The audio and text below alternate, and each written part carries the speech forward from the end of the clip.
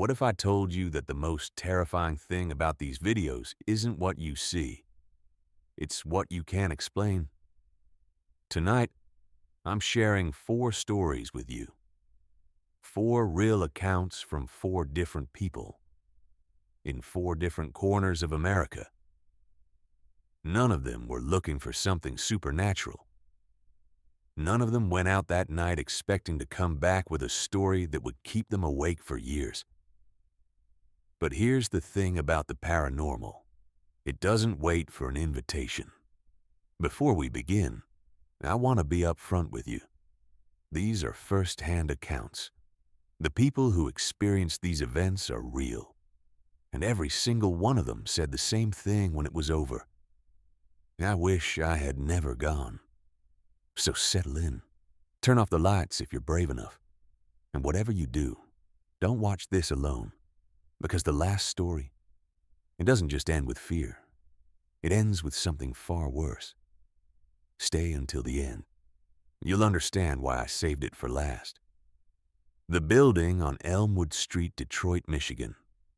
My name is Marcus. I've lived in Detroit my whole life, and I know this city the way you know a scar on your own hand. Every edge, every corner, every place that feels just a little off. This happened on a Wednesday night in late October. I couldn't sleep. I'd been lying on my mattress for almost 3 hours, staring at the ceiling, listening to the radiator knock in the wall. There's something about that hour, somewhere between midnight and 3 in the morning, where the city gets quieter than it has any right to be. The traffic stops. The dogs stop barking. Even the wind seems to hold its breath. I got up. I pulled on a hoodie and my soled sneakers and decided to walk. I do that sometimes when my head won't quit. Just walk until my legs are tired and my brain finally shuts up. I was maybe 4 blocks from my apartment when I remembered the building on Elmwood Street. You have to understand, in Detroit, abandoned buildings aren't exactly rare. But this one was different. It had been sitting empty for almost 15 years. 6 stories, red brick, most of the windows blown out or boarded over. There was a chain-link fence around it that somebody had cut through years ago, and on the front entrance someone had spray-painted the words "Stay Out" in thick red letters. Not the fun, urban explorer kind of abandoned. The kind that feels like a warning nobody bothered to explain. Half the people in my neighborhood had a story about that building. Old Mrs. Patterson on the 3rd floor of my complex swore she'd seen lights moving on the upper floors at 2 in the morning. My buddy Damien said he'd heard voices coming from inside when he passed it on his bike as a kid. I never believed any of it. I was 20 years old, a community college student, and I figured most of those stories were just the kind of folklore that gets attached to empty buildings in neighborhoods like ours. But standing there at 2:15 in the morning, looking at that rusted fence and those dark, gaping windows, I felt something pull at me, like curiosity with teeth. I squeezed through the gap in the fence. The gravel crunched under my shoes, and immediately the air changed. Heavier, colder, like stepping into a basement that's been sealed for years. I pulled out my phone and switched on the flashlight. I decided to record, partly because I wanted to show my friends and partly, if I'm being honest, because the light from the screen made me feel a little less alone. I want to be clear about something. My phone was working perfectly. I'd charged it before I went to bed. The camera was fine. The microphone was fine. There was nothing wrong with it. I found an opening where a ground floor window used to be. Just a dark rectangle with a few jagged pieces of glass still hanging from the frame. I climbed through carefully and dropped down onto a floor covered in a thick layer of grit and dead leaves. The inside of the building was completely dark except for my phone. I swept the beam around and realized I was in what used to be a lobby. A long, narrow room with a water-stained ceiling, a row of rusted metal mailboxes along one wall, and a hallway stretching away into the dark ahead of me. The elevator at the far end looked like it hadn't moved in decades. The doors were stuck open about 6 inches, revealing nothing but a black shaft. I kept recording, narrating as I went, talking about what I was seeing, trying to sound casual for the video. I was walking toward the elevator when I noticed something I hadn't seen from the entrance. Under the staircase to my left, there was a small door, maybe 4 feet tall, set into the wall like an afterthought. It was slightly ajar. I moved toward it.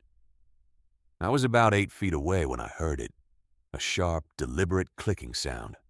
3 clicks, evenly spaced like someone snapping their fingers right on the other side of that door. I stopped moving. My whole body went rigid. For a full 3 seconds, I stood there completely still, not breathing, the phone beam fixed on that little door. Nothing else happened. I backed up slowly into the center of the lobby, still recording. My heart was doing something uncomfortable in my chest. I was trying to rationalize it. Old buildings settle, pipes expand, animals get inside. But those clicks had been too even, too deliberate. No animal moves like that. No pipe settles like that. And then I heard the second sound. It came from somewhere above me. A long, deep crash, like something heavy and metal had been dropped from a height onto a concrete floor. Not a creak, not a groan. A real physical impact that I felt in my sternum as much as I heard it. The kind of sound that tells your body something happened before your brain has time to process what. I will not lie to you. Every reasonable part of my brain was screaming at me to turn around, climb back through that window and get out.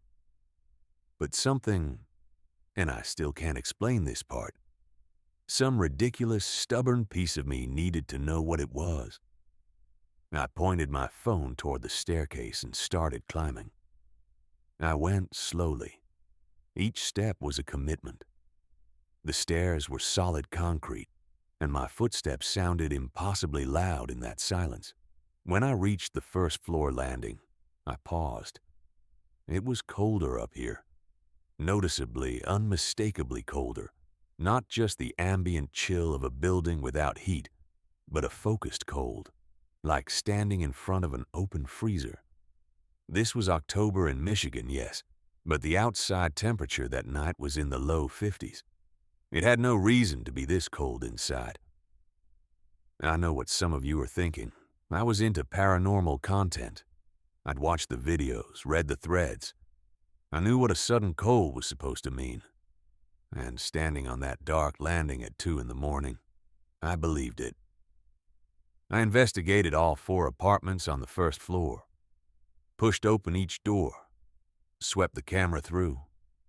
Empty rooms, scattered garbage, a mattress in one corner that I didn't want to look at too closely. No animals, no people, no source for the cold, no metal objects anywhere, nothing that could have fallen and made that sound. That was when I noticed the floor. The entire hallway, and as far as I could see into each apartment, was covered in sand. Fine, pale sand, about half an inch deep, perfectly uniform. Not plaster dust, not construction debris, sand. And now that I was looking, the ground floor had been the same way. I'd just been too focused on that door under the stairs to register it. A cold settled into me that had nothing to do with temperature. I turned around, walked back down the stairs as fast as I could without running, climbed out through the window, crossed the gravel, squeezed through the fence, and ran the 4 blocks home. When I got back, I drank 2 glasses of water and sat at my kitchen table with all the lights on. After maybe 20 minutes, I picked up my phone to review the footage. My commentary was gone. Every word I'd said while walking through that building, the narration, the observations, the exact moment when I heard the clicking, none of it was in the audio. There was video, there was ambient sound, the gravel, the staircase, but my voice wasn't there. Not a single word. Like I'd been walking through that building in total silence. I tested my microphone immediately.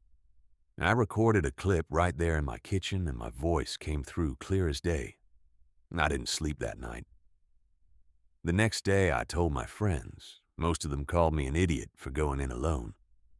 One of them, a girl I'd known since middle school, went quiet and said, "Marcus, my cousin went into that building on a dare 3 years ago. He said the exact same thing happened to his recording. His voice disappeared from the audio." I kept the video. 3 months later, in January, I was going through my phone and came across it again. I watched it all, the way through. Something I hadn't done since that night. When I got to the moment where I'd heard the crash, the moment I was clearly standing still in shock, I heard it. Recorded perfectly. That deep metallic impact, crisp and real. And right after it, almost inaudible, what sounds like a slow exhale from somewhere very close to the microphone. Not my exhale. Mine was louder, sharper, coming from the front of the mic.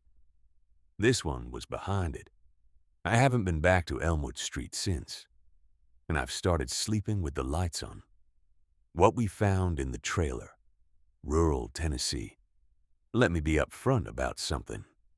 Before that night, I thought haunted houses were a marketing gimmick, and ghost hunters were people who couldn't let go of their grief. I was 23.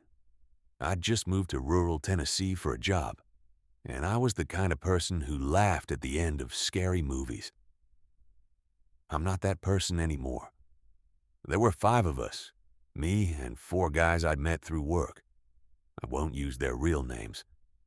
For this story, they're Jake, Cole, Remy, and Dom. One Thursday night in late July, they told me about a trailer about 12 miles outside of town that had been sitting empty for going on 2 years. The trailer had a reputation. The woman who'd owned it had moved out after months of escalating paranormal activity. Shadows in the hallway, voices in rooms she knew were empty, objects moved overnight in ways she couldn't explain. 3 different families had tried to rent it after her. Each one had left within 60 days. The last family had left so fast they'd abandoned furniture inside. The owner, a weathered man in his 60s named Howard, had shown Jake around the place once while trying to find a tenant. Howard told him without any apparent embarrassment, "I don't know what's in there, but something is. I stopped going myself about 8 months ago." That should have been enough information for any reasonable person. We were not, apparently, reasonable people. We drove out there around 11 at night. The trailer sat at the end of a long dirt road, surrounded by scrubby pines, no neighbors visible in any direction. The porch light was on a timer apparently, and it threw this flat yellow light across the front of the place that somehow made it look worse than total darkness would have. Jake had a key from Howard. He let us in. The inside smelled like old wood and something else I couldn't name. Faintly sweet, a little chemical, the smell of a space that had been closed up and left to its own devices for a long time. The previous tenants had left a couch, a floor lamp, and a kitchen table with 3 mismatched chairs. We got the lamp working, and it threw long shadows down the hallway toward the back of the trailer. Because I was the newest member of the group, they decided, without asking me, that my initiation was to walk alone into the back bedroom and stay for 2 minutes. This back room was specifically the one Howard had mentioned. The last tenant who'd slept in it had woken up with what looked like handprints on the inside of the closet door. From the inside, I went. I walked down the hallway, pushed open the door to the back bedroom, and stood in the darkness. Bare floor, bare walls, a window with a broken blind, and a closet with a folding door, slightly open. I lasted about 45 seconds before I turned around. and walked back out at a pace I'll generously call brisk. My friends found this hilarious. "There's nothing in there," Cole said. "Come on. It's an empty room." To prove it, all four of them went down the hallway together. I stood near the living area and held up my phone to record from behind. On the footage, which I still have, you can see them walking down that hallway. Jake pushing the bedroom door open. Cole stepping inside. Cole reached out and grabbed the handle of the folding closet door. What happened next? A sound like a stack of heavy objects hitting the floor inside the closet. Loud, sudden, physical. All four of them jumped backward at the same time, and I took 3 steps toward the front door without consciously deciding to. Cole laughed, a high, slightly unhinged laugh, and said it was just the frame settling. He reached out and pulled the door fully open. The closet was empty. Completely empty. No shelving, no objects. Nothing that could have made that sound. I got Cole's face in that moment on the footage. He stopped laughing. After a lot of convincing from Remy and Dom, we stayed another 40 minutes. During that time, the following things happened, all documented on at least one phone. The folding closet door opened and closed on its own. Twice. Not drifting in a draft. Folding deliberately. The way it would move if someone were working the handle from the inside. A knocking sound. 3 sharp, even raps, came from the bedroom window while we were all standing in the living area. Dom had stepped outside to get some air, standing near the back of the trailer, and he reported hearing something tap on the bedroom window from the inside, while he could clearly see all of us through the front windows.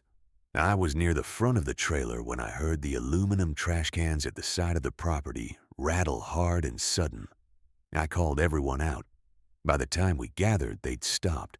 We stood there watching them for about 30 seconds. Then, a single empty can arced out of the darkness from behind the cans and landed about 4 feet from me. A second one followed 10 seconds later and hit Remy's leg hard enough to sting. We went behind the cans. Nothing. No animal, no person, no reasonable explanation for the trajectory or the force. Jake found something else on his footage later that night, something he hadn't caught while recording. While he'd been standing outside the trailer waiting for Cole to come back out, his camera had captured what appeared to be a small sphere of light, roughly the size of a tennis ball, drifting slowly across the far corner of the living room, visible through the window. It moved horizontally, then angled upward and disappeared. It was not a reflection. The floor lamp was on the opposite wall. We watched that clip 6 times and no one had a word. We left around 12:30. Getting Jake into the car was a project. I essentially pulled him by the sleeve and drove us back toward town, mostly in silence. When we got back, Cole went straight inside to shower. About 20 minutes later, he came back to the car where the rest of us were still sitting. His face was different. He turned around and lifted the back of his shirt. From his shoulder blades down to the small of his back, scratch marks. Not light surface marks. Deep raised welts in sets of 3, parallel and evenly spaced, like something had drawn 3 fingers in one firm motion down the full length of his back. He hadn't felt them at any point during the night. He'd only noticed the burning when the water hit them in the shower. He had not been alone in any room that night. None of us had been near his back. He had no history of skin conditions, and the spacing and arrangement of those marks was not consistent with anything he could have done to himself, accidentally or otherwise. I drove home alone and sat in my parked car in front of my apartment for 15 minutes before I could make myself go inside. Cole refuses to talk about that night. Howard, as far as I know, still hasn't found a tenant. The trailer sits at the end of that dirt road with the porch light on a timer, lit up and empty every night. The figure at the end of Maple Ridge Road, rural Vermont. My best friend Callie and I have walked the same 2-mile loop around our neighborhood in rural Vermont probably 300 times. We've done it in snow and rain, in the kind of humid August nights where the air feels like a warm cloth against your face. We know every house, every stretch of road, every place where the pavement buckles and the streetlights flicker. We know this route the way you know a habit. Which is why, when something was wrong, we both recognized it immediately. This was a Friday night in early September. We'd started our walk around 9:30, later than usual because we'd been watching a movie at Callie's place. The sky was clear, enough stars to see by, a low moon. There weren't many people out. A single car passed us in the first half mile, and after that, nothing. We were on the section of road just past the old feed store, Maple Ridge Road, where the streetlights are older and spaced farther apart, and the light they give off is that pale orange glow that makes everything look just slightly wrong. When Callie grabbed my arm, "What is that?" I looked up. At the far end of the road, maybe 200 yards ahead of us, there was a figure, standing near the left side of the road, partially in the shadow between two streetlights. My first thought, that person is very tall. My second thought, almost immediately after, that's not a person. The figure was approximately 7 feet tall, dressed entirely in white. Not a coat or a dress in any recognizable style. More like a single piece of fabric hanging over it from head to ground. No visible structure underneath. The head was disproportionately large.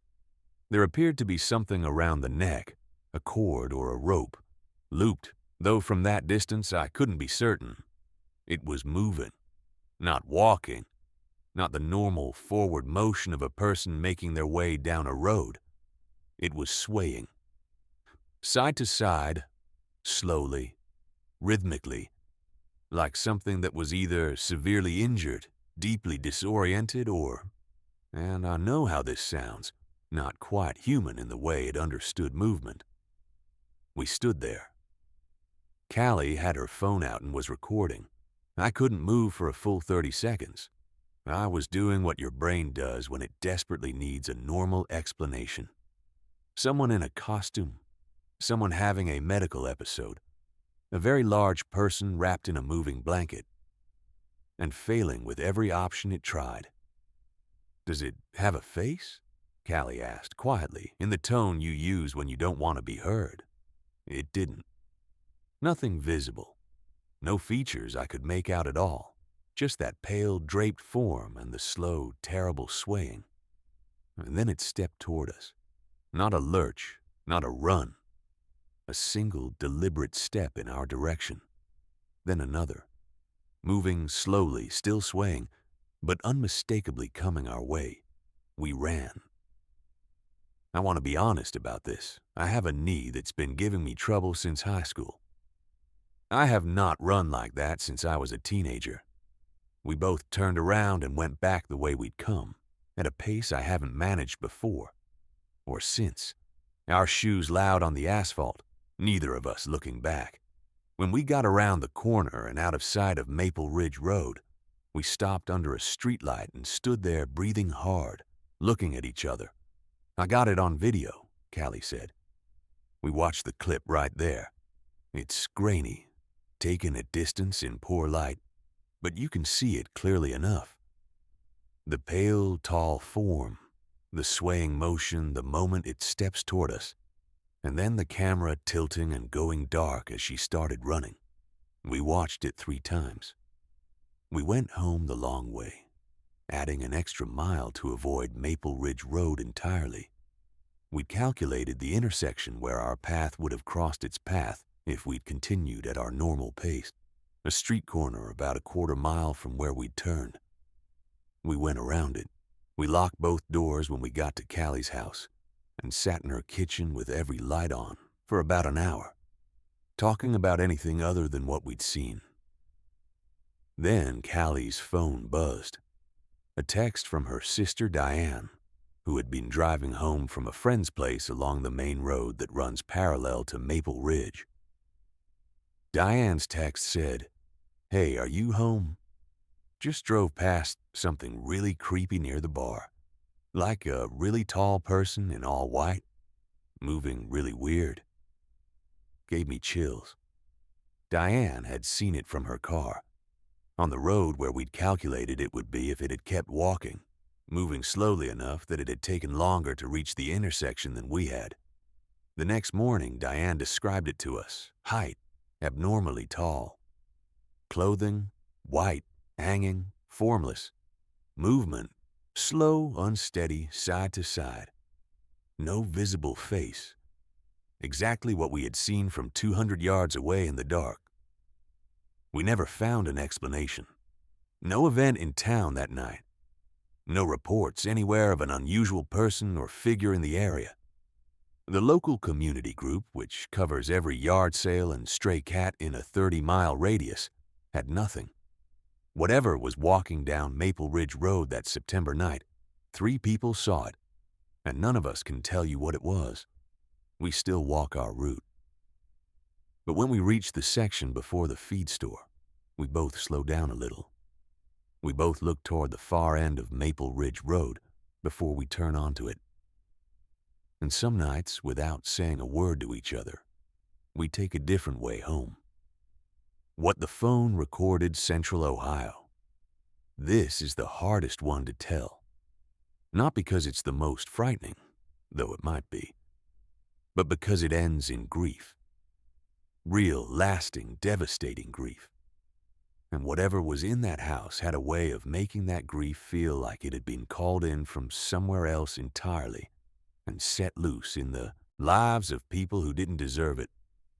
I'm telling this story on behalf of a family friend I'll call Ray.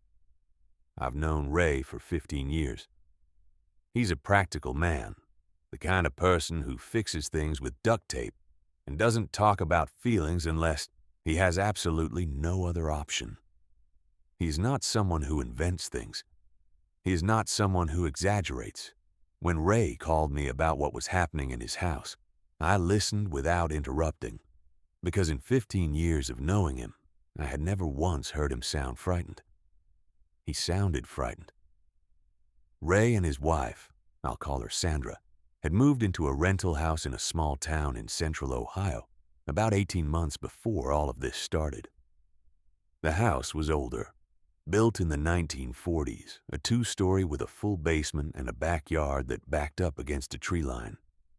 It had good bones and a reasonable rent. They were happy there initially. Within a month of moving in, things started happening. Small things at first. A door Ray was certain he'd closed found open in the morning. A kitchen chair that had been pushed in on one side of the table found pulled out on the other, as if someone had sat down and gotten up in the night. Sandra mentioned, almost in passing one evening, that she'd heard her name called while she was alone in the upstairs bathroom. A woman's voice, from somewhere in the hallway. She'd assumed Ray had come home early. He hadn't. The shadows came later.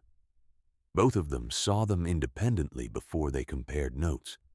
A shape moving at the edge of vision in the hallway, dark and tall and quick, there for just a fraction of a second before you turned to look directly at it and found nothing.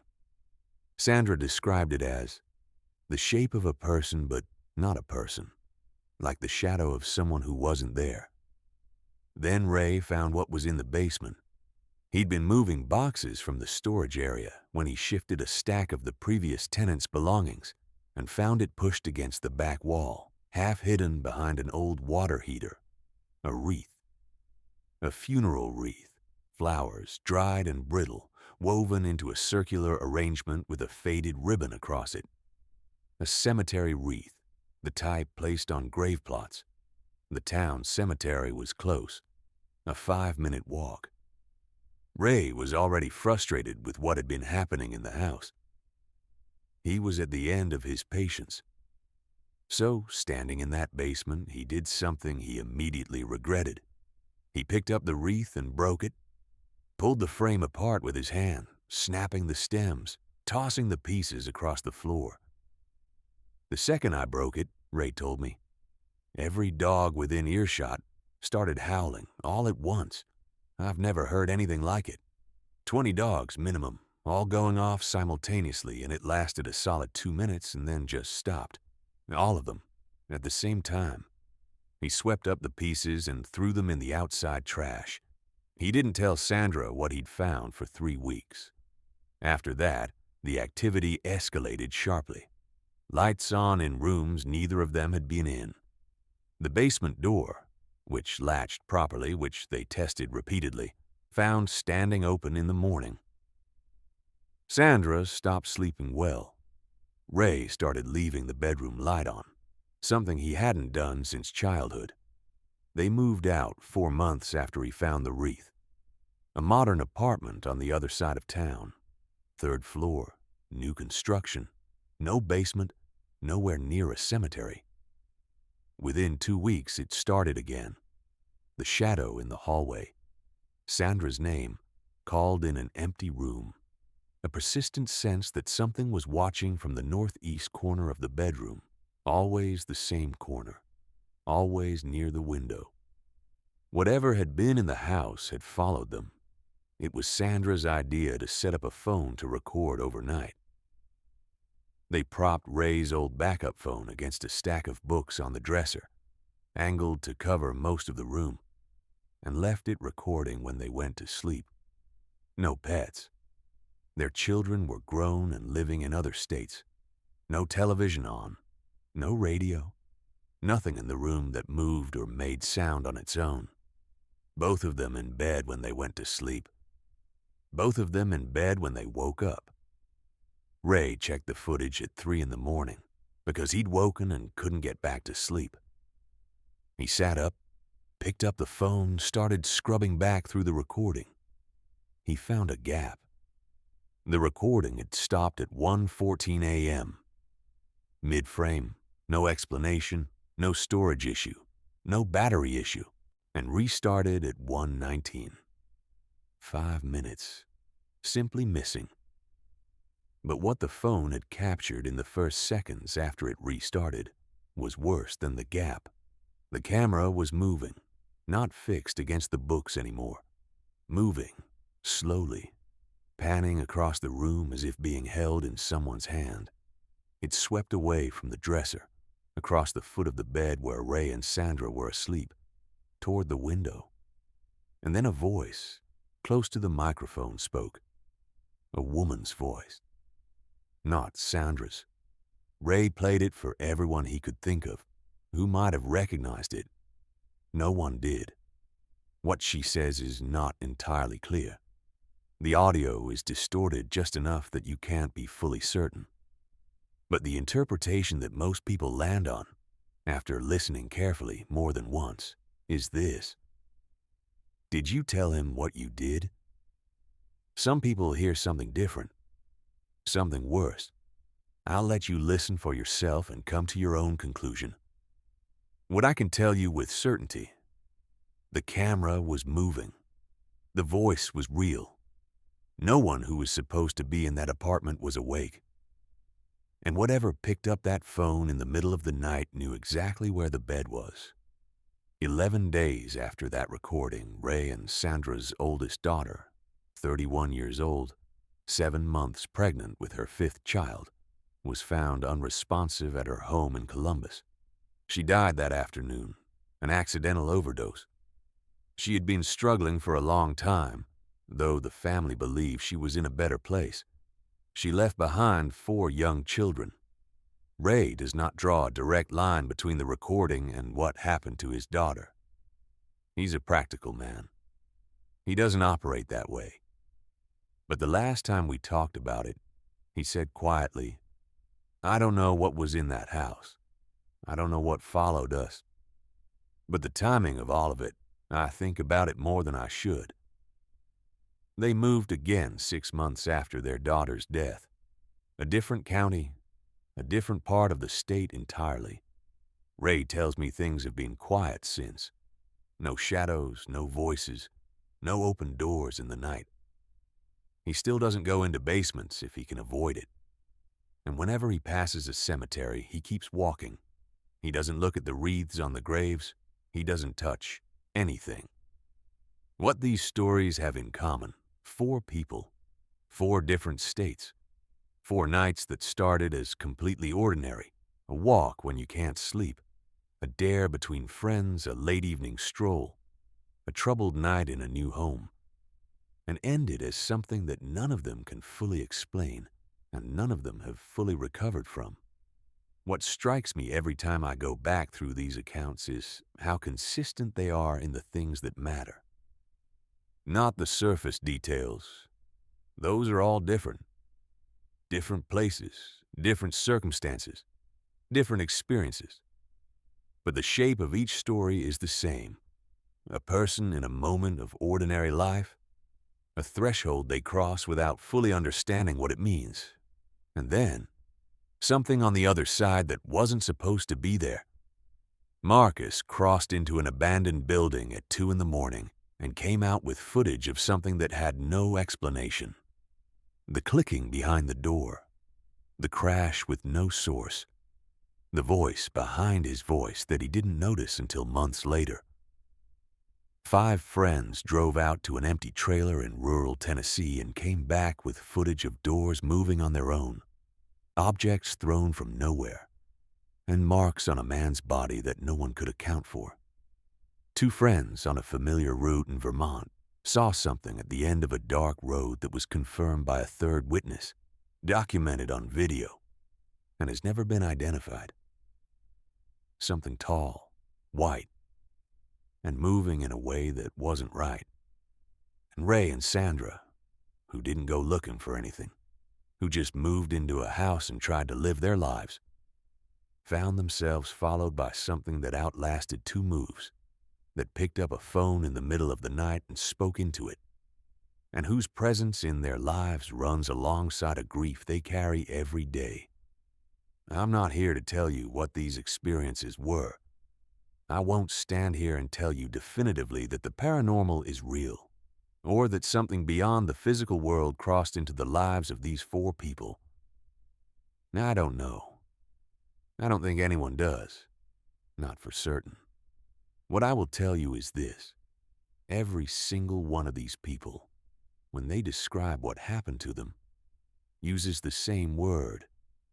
Not scary, not weird, not creepy. Wrong.